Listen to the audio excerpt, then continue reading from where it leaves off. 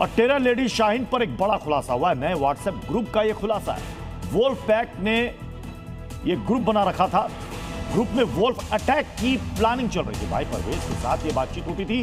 Wolff are में active होते थे आरोपी, वोल्फ आर में। अब सोचिए, एक खास समय इन्होंने निश्चित कर रखा था। रात का समय था जब ये लोग आपस में बातचीत करते थे और इसमें शाहीन जो थी वो ग्रुप एडमिन थी। वोल्फ पैक ने यह ग्रुप बनाया था और इसमें कई सारे लोग इसमें जुड़े हुए थे, मेंबर जुड़े हुए थे। दरअसल शाहीन के बारे में यह बहुत बड़ा खुलासा हुआ। 2 संदिग्ध नंबरों से ये आते थे फोन। सूत्र बता रहे हैं एक्स और जेड नाम से सेव थे नंबर। दोनों नंबर पर फोटो कहीं भी नहीं। मेडिसिन शब्द का भी इस्तेमाल किया जाता था। कोडवर्ड में बात करते थे। मेडिसिन शब्द का इस्तेमाल होता था। मैडम सर्जन इनको बुलाया जाता था। और कई संदिग्ध नंबर ऐसे हैं जिसमें ना कोई तस्वीर है ना कोई नाम है, बस एक्स और जेड इस नाम से नंबर सेव थे। ये सूत्र बता रहे हैं। व्हाट्सएप जो इनकी चैट मिली है उससे बहुत कुछ जानकारी हासिल करने की कोशिश की जा रही है कि ये शाहीन आतंकी कोड के जरिए कितने लोगों को आपस में इसने जोड़ रखा था, उसके बारे में जानकारी मिल रही है। तो लूनो, Wolff pack, aurora, Griffith, Cornelius और स्पाइरो, ये तमाम नाम थे। आप देखिएगा स्क्रीन पर आपके सामने है। मतलब कोई भी पता नहीं कर पाएगा कि कौन मेंबर क्या है। सबके लिए एक एक कोडवर्ड दिया गया था। हमारे साथ इस वक्त इसी खबर पर प्रीति जुड़ चुकी हैं। प्रीति, यह सुरक्षा एजेंसियों के लिए भी बहुत बड़ी चुनौती होगी कि एक एक कोडवर्ड और उस कोडवर्ड किसे दिया गया था, किस मेंबर का नाम था, इसे पता करना। देखिए, शाहीन बहुत ही ज़्यादा शातिर थी और उसी वजह से उसने सभी लोगों के जो व्हाट्सएप जो ग्रुप बना हुआ था उसमें कोडवर्ड थे और इन कोडवर्ड को अब डिकोड करना सुरक्षा एजेंसियों के लिए भी बड़ी चुनौती हो गई है। उसने जो भी बातें की उसमें सब में कोडवर्ड में बातें कर रही थी वो, और साथ ही जो लोग उस ग्रुप में जो लोग शामिल थे, जो संदिग्ध शामिल थे, उनको भी उसमें किसी का भी नाम मेंशन नहीं है। सबको ए से लेके एक्स से लेके जेड तक उसने नाम दे रखे थे और उन लोगों से वो कोडवर्ड में बात करती थी। जिस तरीके से हमने आपको पहले बताया था कि उसके कई सारे कोड थे जिसको सुरक्षा एजेंसियों ने डिकोड कर लिया है। जैसे बिरयानी शब्द का प्रयोग किया गया था, सर्जन शब्द का प्रयोग किया गया था। दिल्ली ब्लास्ट के मामले में हर रोज नए राज से पर्दे उठ रहे हैं। अब जांच एजेंसियों ने शाहीन और परवेज के मामले में एक नया खुलासा कर दिया। दिल्ली ब्लास्ट से जुड़े शाहीन, परवेज और अन्य आरोपी वोल्फ आर में एक्टिव होते थे। आरोपी वोल्फ आर में ही बातचीत करते थे। दिल्ली ब्लास्ट केस में जांच एजेंसियों ने जो खुलासा किया वो रोंगटे खड़े कर देने वाला है। ये सफेद पोश आतंकियों की एक हिडन लाइफ थी जिसमें वो खूनी साजिश रचते थे। वो दिन में डॉक्टर की जिंदगी जीते थे, रात 11 बजते ही आतंक की काली दुनिया में एक्टिव हो जाते थे। रात को करीब 3 घंटे ये सबसे ज्यादा एक्टिव रहते थे। इसे कहते हैं वोल्फ आर। वोल्फ आर में एक्टिव होते थे दिल्ली ब्लास्ट से जुड़े शाहीन, परवेज और अन्य आरोपी। वोल्फ आर में ही अपनी बातचीत और आतंकी गतिविधियों पर काम करते थे आरोपी। रात के समय ही आपस में संपर्क करते थे ये सभी आरोपी। चैट बॉक्स के मैसेज से लेकर आपसी बातचीत का ब्यौरा रात 11 बजे से 2 बजे तक का है जो जांच एजेंसियों को मिला है। इसी बीच चैट बॉक्स मैसेजेस, आतंकी प्लानिंग और संपर्क होते थे। ये समय इसलिए चुना गया ताकि ट्रेसिंग से बचा जा सके। दिल्ली ब्लास्ट मामले में लगातार जांच एजेंसियों का दायरा बढ़ता जा रहा है और अब जांच एजेंसियों को बेहद चौंकाने वाली जानकारी हाथ लगी है। शाहीन, परवेज, आरिफ ये वोल्फ पैटर्न पर लगातार काम कर रहे थे।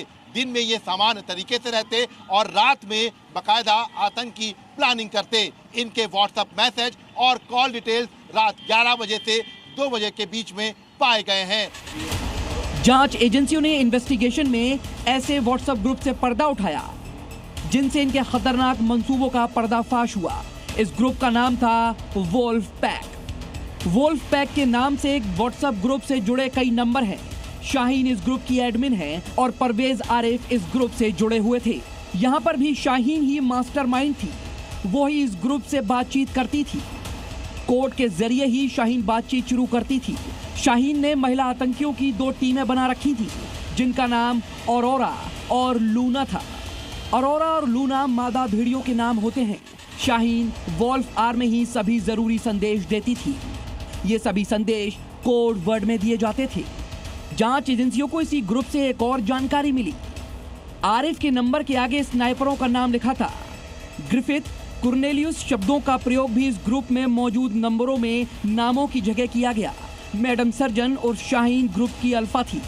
वोल्फ पैटर्न पर ही शाहीन इनको घात लगाकर हमला करने की बात कहती थी। परवेज की तरफ से ग्रुप में लोन वुल्फ अटैक की जानकारी दी जाती थी।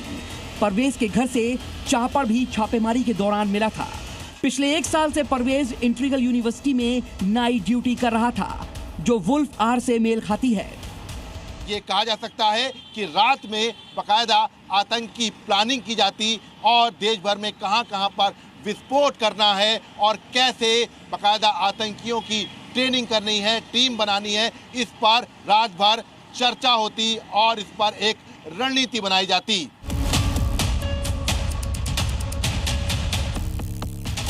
जैश ए मोहम्मद की ये 2 महिला आतंकी, एक तरफ शाहीन और दूसरी तरफ लेडी आतंकी नंबर 2 अफीरा। ये वो 2 चेहरे हैं जो दिल्ली की ब्लास्ट की साजिश रचने में सबसे अहम किरदार थे।